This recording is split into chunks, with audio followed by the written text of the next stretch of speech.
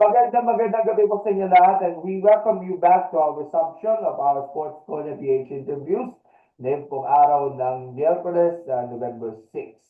At ngayong araw po ngayon, makakasama po natin ngayon ang tinirang na MVP ng University of the Philippines Women's Badminton Team, kung saan napanat na bababagsak po ang matagal na dynasty ng Ateneo at muli silang itinangal after such a long time. Season 79 pa yung uling kampyonato nito. 10th championship na yon ng UP Women's Badminton Team sa UAP, and the girl beside me na parte ng ating championship team is with us today. Siya rin po ang ating MVP ng nasabing competition. Walang iba kundi si Miss Antea Marie Gonzalez. Ma'am Antea, welcome to Sports Corner PH, and thank you for joining us for this interview. Thank you rin po sa pag-invite. Thank you, and again, thank you, and congratulations. What a deserving victory nga para sa mga taga-Diliman sa nagdaang UAAP Season 87 Badminton. Pero bago yan, kumusta na po kayo right after the victory? Mukhang nakakapahinga ka na ngayon, at sa ilang mga araw na lang, mag-resume na ulit ng training kasi marami kayong mga tournaments sa sasalian, both nationally and of course sa collegiate level. Ngayon po, syempre sobrang sarap po sa feeling na naabot po namin yung championship po ulit and nakuha ko nga po yung MVP. And for now po, off-season po muna kami, pinagpapahinga po muna kami. Pero syempre dapat ma-maintain din po namin yung body shape po namin as an athlete po. Ayun, pahinga lang po muna kami. Okay. At alam ko ay kailangan mo na mag-rest muna, at of course, dahil sobrang nakakapagod talaga yung makapag-compete in both singles and of course in doubles matches, tuwang ng mga partners laban sa iba't ibang mga kalaban, and what a truly deserving celebration ika nga para sa UP ito. Muling ma-reclaim itong pagiging reyna ng UAP Badminton. So, bago ito talakayin ng gusto itong nagdaang kampanya ng UP sa UAPA Season 87, I want to tell you, know more about you. So, paano kita mag-badminton, at abang tumatagal, nasasanay ka rin na makipagpalo sa mga iba't ibang mga kalaban, and of course, paano mo umabot ka sa punto na papasukin mo ang ating State University ng Pilipinas? Nag-start po kasi ako ng badminton nung 8 years old po ako. Pinasok po ako ng parents ko kasi ano nga po, mahiyain po ako and gusto po nilang matuto po ako ng discipline sa pamamagitan po ng paglaro ng sports. And doon po ako nakitaan ng skill sa badminton kaya tinuloy-tuloy ko po hanggang sa sumali po ako sa mga national tournaments and doon po ako nananalo, and doon din po ako na-recognize yung every time na nananalo ako, nagcha-champion po ako. Doon po ako na-recognize ng mga iba't ibang university po. And ayun po, isa po sa UP yung kumuha sa akin, and doon po nagsimula na lumaban po sa UAA. And at that time, Miss Antea, naghahanap ka pa ng school na inyong papasukan, and maswerte talaga na napunta ka doon sa UP.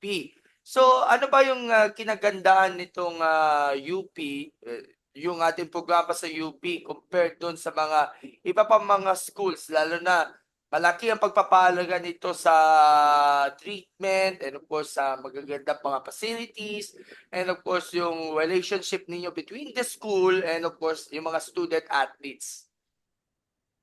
Yung sa amin po kasi, ang dami po naming coaches, and yun po yung medyo kakaiba rin po sa ibang team. Kasi halos parang line up na rin po yung coaches namin. Eight po ba sila or 9? And sa dami po ng coaches, dumadami rin po yung ideas kung paano nga po mag-improve yung players. Ayun po. And with this possibility na napunta ka sa ibang mga schools dapat, kunin ka dapat sa Lasal, kunin ka dapat sa Ateneo. Pero with all your mind, napasok ka sa UP dahil of course, maganda talaga yung pagtrato mo sa kanila at yung coaching system napakahalaga. Especially ngayon, meron na kayong bagong coach, si Opo. Ariel Magnaye. So, paano naman yung Opo. relasyon ninyo between you at si Coach Ariel na alam naman natin, first time na pumasok nga dito sa ganitong sistema ng UP pero nakatikim na siya ng kampyonato sa kanyang first ever na pagsabak bilang head coach na ng UP, si Sir Ariel.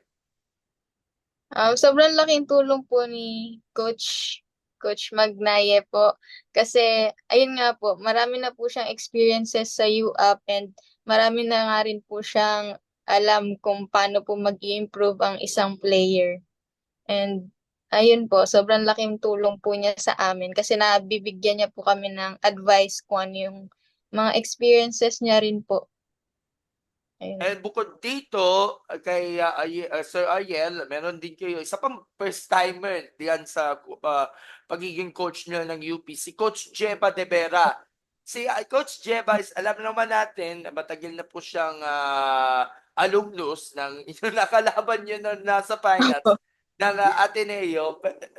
Pero kasi, weird kasi na makita na isang coach na galing sa nakalaban ninyo sa finals ay dati rin bahagi ng title winning run ng Ateneo in the past UAP seasons. Pero at least this season, nakapag-contribute din si Ma'am Jeba sa winning run naman ng UP. As in, parang first timer coach, ngayon lang naranasan na makatikim nga na tagumpay being a coach na after several seasons na dumaan na pagiging player, first time niya na makapag-contribute, makapag-ambag nga being a coach. So, what are your takes naman kay Coach Jeba?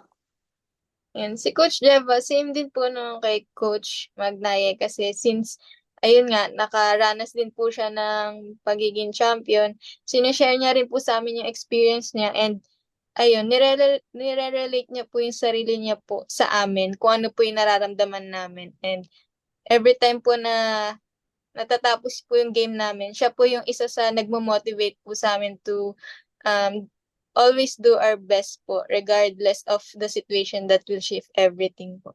And ayun po, turo niya rin po sa amin is what matters most is yung present and tinitake lang po, ang turo niya rin po sa amin is i-take lang po namin yung pagkatalo namin as a lesson and dun din po namin makukuha kung paano po ma-improve yung sarili namin sa susunod na laro. And sobrang laking tulong po niya sa amin para malabas po namin yung laro namin sa game.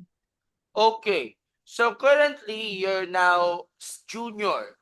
Junior, pag third year, junior na ito. What course nga pala sa UP sa ngayon? Ano po, sports science. As a sports science, so at least meron, kung bibigyan ka ng opportunities na magkaroon ng trabaho nga sa outside ng pagiging estudyante, bagay ka naman doon sa mga sabihin natin sports science course, yung mga trabaho na related na sa sports science. Kasi you're part of the CHK, di ba? Yes po. Ayun. So mamaya natin pag-usapan kung ano yung experiences naman bilang mag-aaral. Pero let's go back nga dito sa inyong pagsabak nga sa UP. Over the past seasons, alam mo naman natin, kung minsan nakakaabot man lang yung podium itong UP sa UAP sa women's badminton dahil lagi dinodominante ito ng Ateneo. And being the former champions nga ng UP. Ano ba siguro yung mga strategic plans ni na Coach Ariel, Coach Jeba sa kanilang unang pagsabak nga na being the coaches na nakatulong sa inyo upang sabihin nating masusubukan ng lakas, masusubukan ng galing sa pagpalo ng raketa ng shuttlecock para dito sa inyong nalalapit nga na pagsabak nga ng UAP? Ano yung mga preparations? Ano ba yung mga strategies na inihanda ni coaches na maaari nyo i-share niyo sa amin? Ayun, yung pinakabago pong tinuro sa amin is yung ano ba? Unang-una po nilang tinuro sa amin is yung bonding po ng bawat isa sa amin kasi hindi po gagana ang isa kung hindi po magtutulungan. And ayun nga po, palagi lang pong all out. And aside po sa pagpili po ng skills, pinipili rin po nila kung sino po yung maganda po ang mindset kapag naglalaro. Yun lang po. Tinuturo po sa amin, hindi lang po physically, pati po mentally. Alam po nila kung paano po kami i-handle po. And of course, you have joined also yung mga iba't ibang mga tournaments prior dito sa inyong pagsabak nga dito sa UAP Badminton, especially yung Philippine Intercollegiate. If I could remember, napadaan din ako dun sa mismong tournament at you actually won ata yung isa sa mga top prize nga dito sa Intercollegiate dyan sa may Cubao, no? Apo, Centro Atletico po. Okay, sa may Centro Atletico. Champion ba ito? Yes po, 3-peat po. Wow! So 3 feet at least nakapag-ambag na rin ng tagumpay on a preseason level nga dito sa Intercollegiate ng Philippine Badminton Association. And what are your thoughts nga pala dun sa inyong recent pagkapanalo nga dun sa Intercollegiate na nakatulong o nakapag-contribute sa inyo para may magandang experience naman natatakin sa inyong pagsabak naman sa UAP?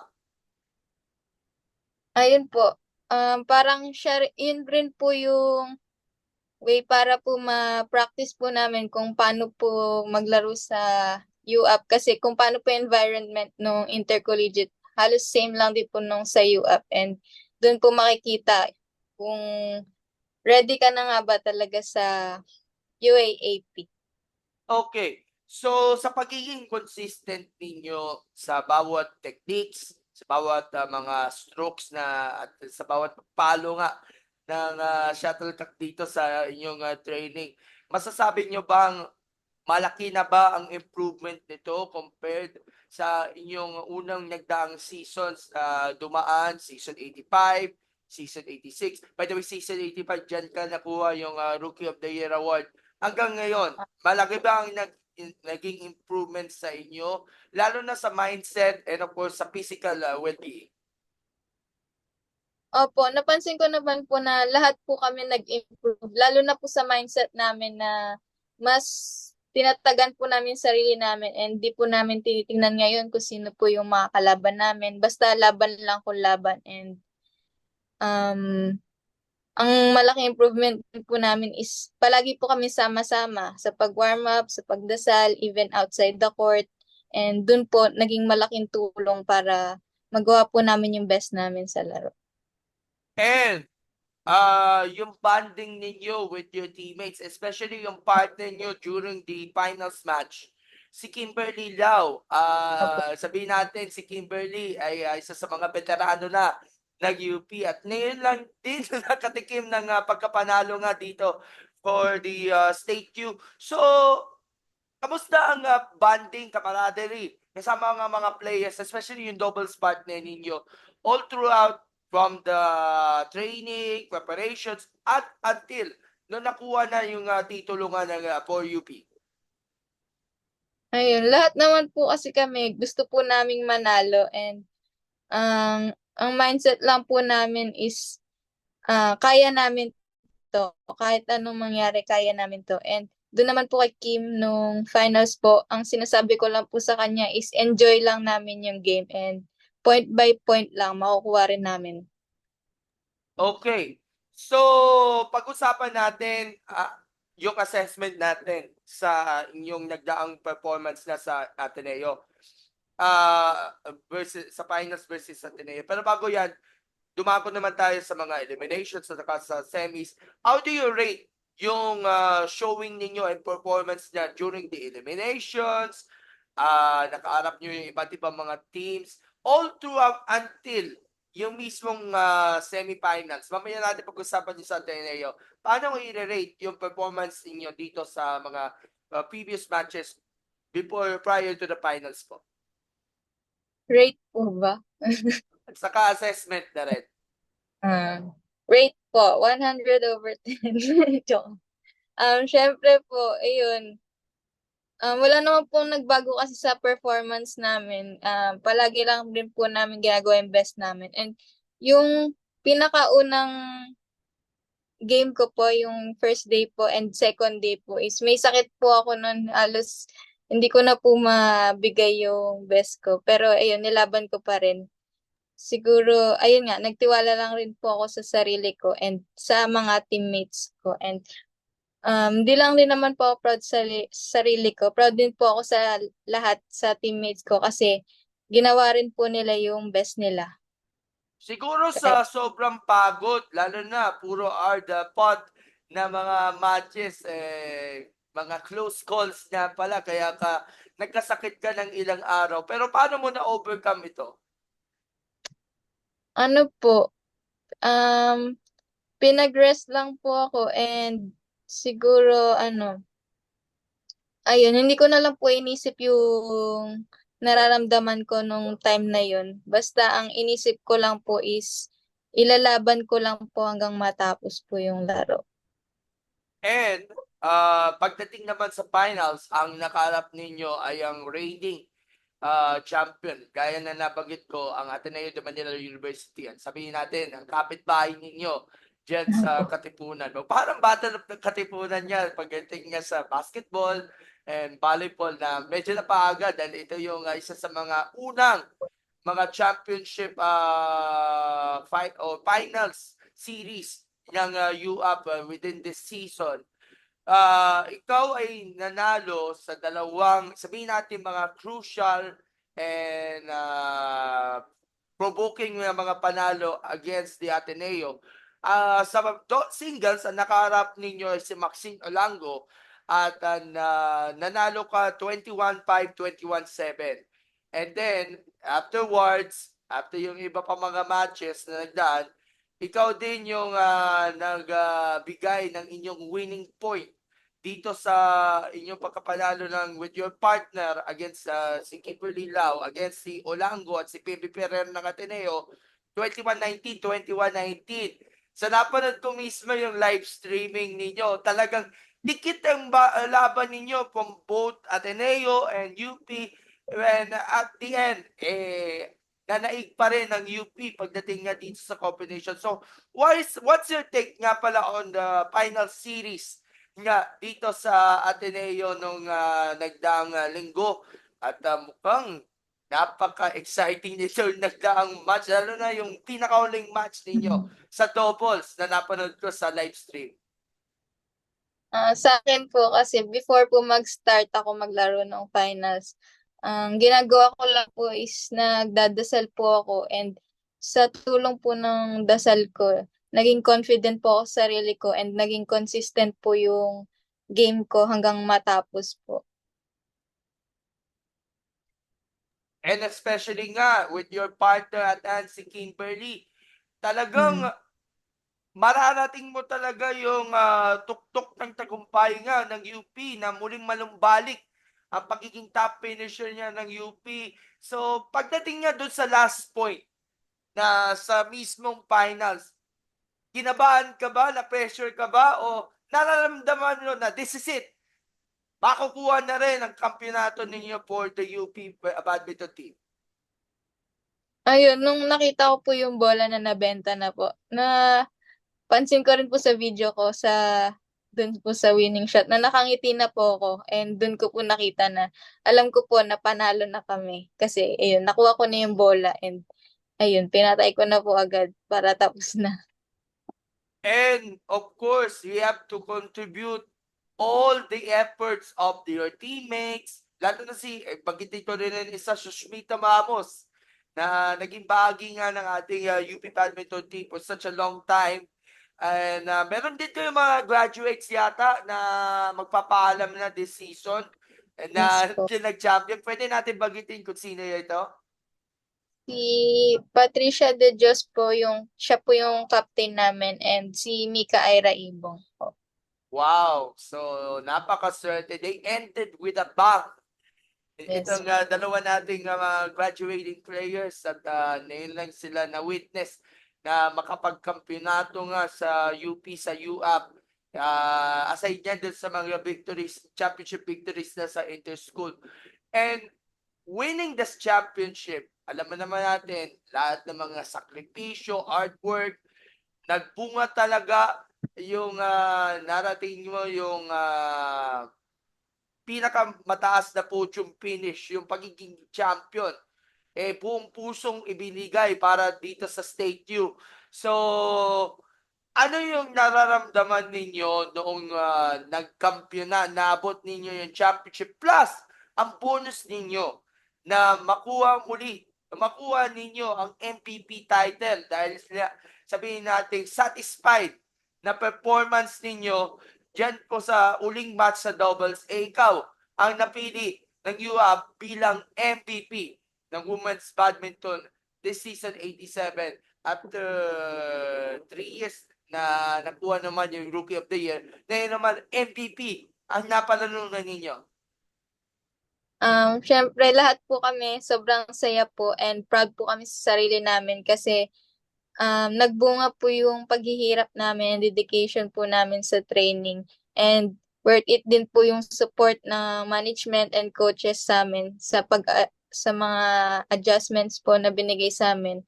Worth it po lahat and ayun po, thankful din po kami kay Lord na ginabayan po kami throughout this season po.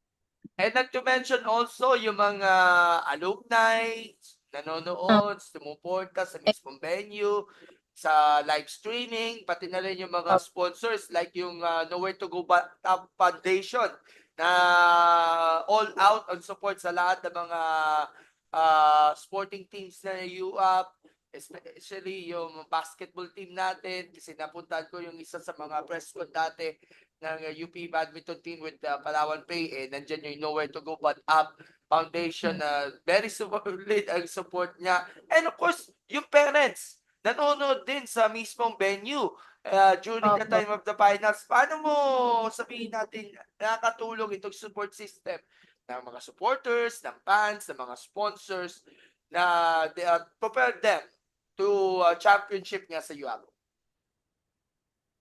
Sobrang laking tulong po nila kasi bukod po sa nagtitiwala ako sa sarili ko, nagtiwala rin po sila sa amin na kaya namin and yun po yung nagpapalakas po ng loob sa amin lahat. Lalo na po na nakikita po namin sila sa taas na nag-cheer and mga nakangiti na kapag every point minomotivate po nila kami. Ayun po, sobrang thankful po kami sa support nila and sa walang sawang pag-cheer sa amin na halos lahat po sila mapaos na kaka-cheer sa amin lalo na po dun sa pep squad and dun po sa men's team na simula po nung nagsimula yung finals, sila po yung nangingibabaw po yung boses and sobrang laking tulong rin po sa amin, women's po.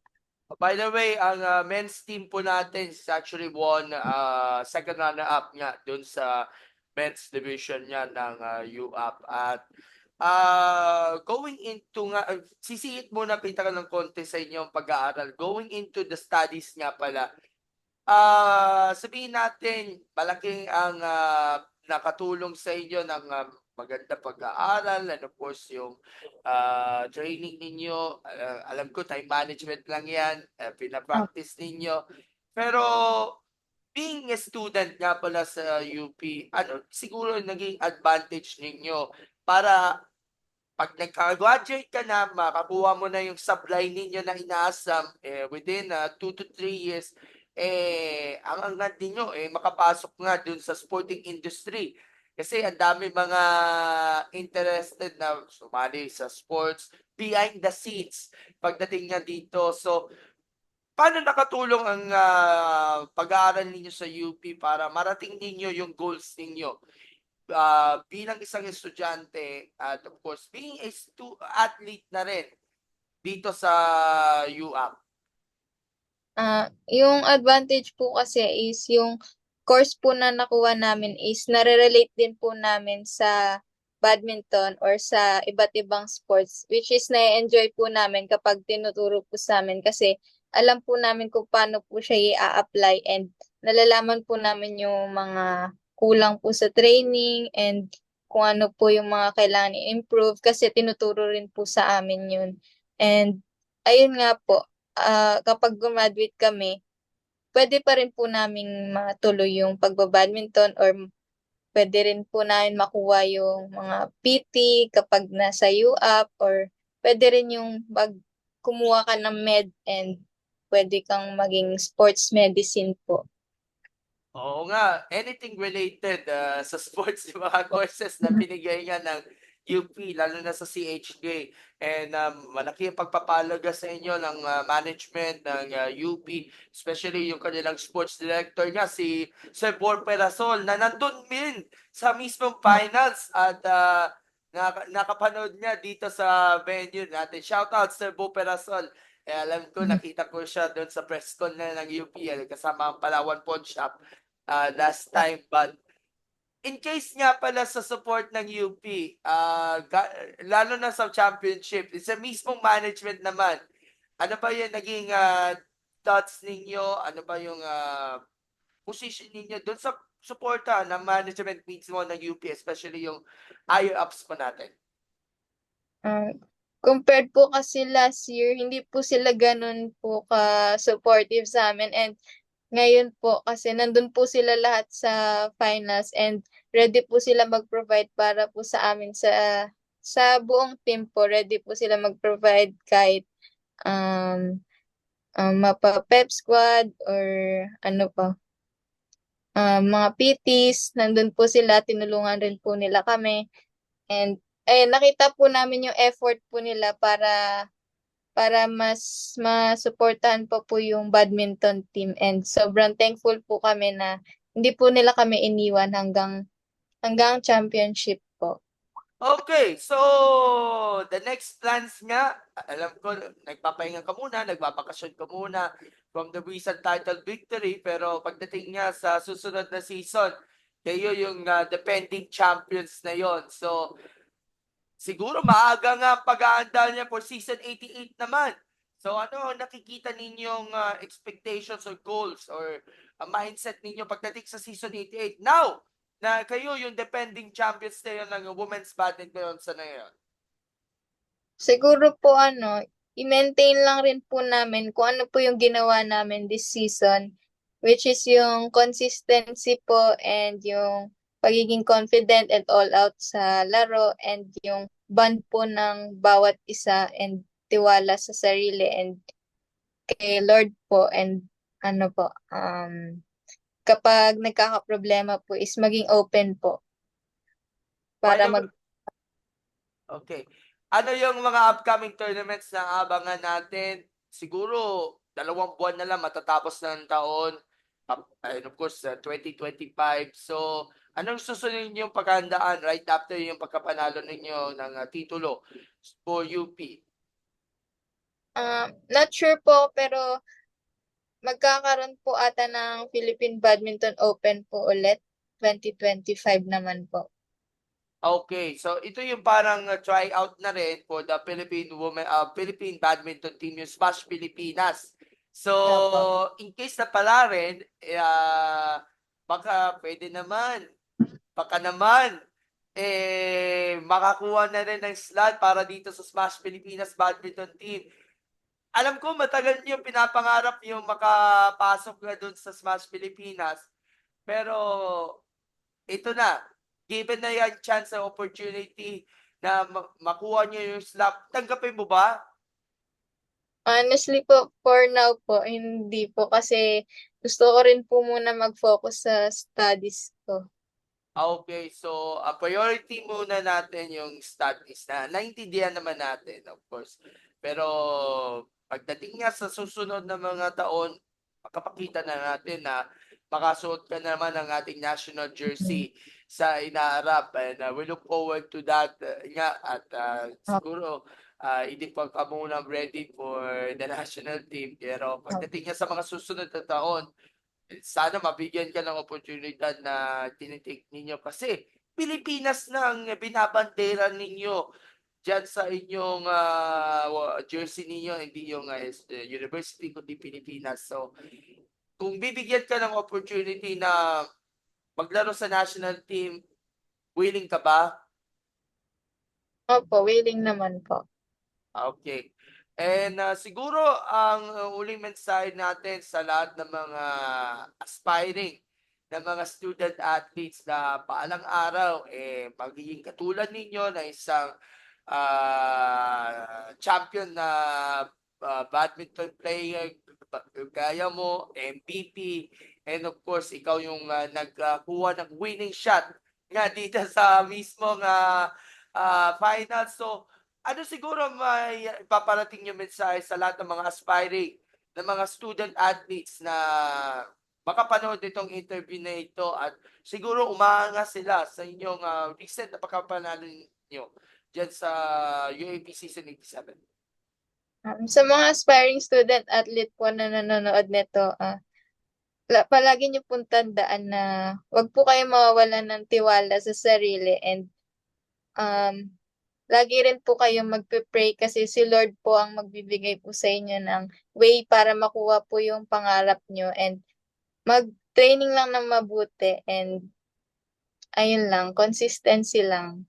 At of course, tiwala rin sa mga coaches kasi alam natin na pag nakikinig kayo sa mga turo at payo ni coaches, talagang nakatatag talaga sa puso at isip talaga yon para at least ma-perform better, ma-improve panlalo ang inyong performance, lalo na kailangan maging solid ka sa anumang palo na inyong ibibitawan ninyo dito sa inyong badminton journey ninyo pagdating nga sa UAP. So again, congratulations to you, Ma'am Antea. I Thank you know, po. napaka-deserving talaga itong pagkapanalo ninyo at maraming mga taong gusto ninyong pasalamatan from the management, the parents, at syempre si Lord, baka may gusto kayong pasalamatan. Ito na ang pagkakataon as we close out this interview. Thank you very much po sa mga sumuporta sa amin, especially po dun sa management, kay Kuya Teo, kay Tito Conrado po, and sa OASD, kay Coach po, and sa buong UP community, sa mga PEP squad, and kay PT Garrett po. Sa teammates ko na tinulungan rin po kami kahit yun po. Thank you rin po sa teammates ko, sa mga alumni, sa mga super senior namin na nandun din po sa game namin, and sa sinuportahan po kami. Thank you rin po sa family ko, lalong-lalo na po sa parents ko na every game po nandun din po sila, and sino pa? Sponsors! Ayun, sponsors. Di ko na po isa-isa na dami po Basta kasi nandun thank na you. siya, basta nandun yan sa jersey. No Way to Go Back Up, at of course, yung iba pa lahat ng mga sponsors dito. Hindi ko po. Ay, yung NVBA rin po from Malaysia, and sa coach po namin doon na pumunta po dito para tulungan kami. Si Coach Un po and si Coach Kevin po na nag-guide po sa amin this season. Wow, And para dito, may meron kayong foreign training, no? meron po. Wow! Saan kayo nag-training nga pala? Sa Malaysia po. Wow! At least talaga may advantage talaga, may pros itong foreign training para lalong masustain talaga yung success niya dito sa mismong UAP. And at least nakakuha na ng titulo. So baka next year, mag-foreign training na naman ulit kayo for season 88.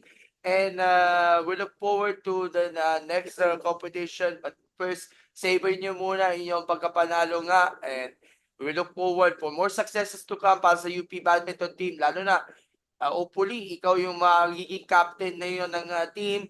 And yung ibang players, dalawa lang sa kanila, nagpaalam na. So, ikaw yung mag-steer nga pagdating niya sa mismong season 88. Bago tayo tapos, thumbs up muna tayo and smile sa ating mga photo op.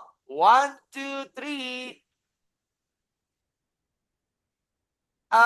Antea, again, thank you so much for joining us sa ating programa, and we'll see you soon. Pag dumaan ako sa mga iba't ibang mga badminton tournaments, pupuntahan ko po ito, at of course, lagi sumusuporta ang Sports Corner PH sa inyong journey ninyo.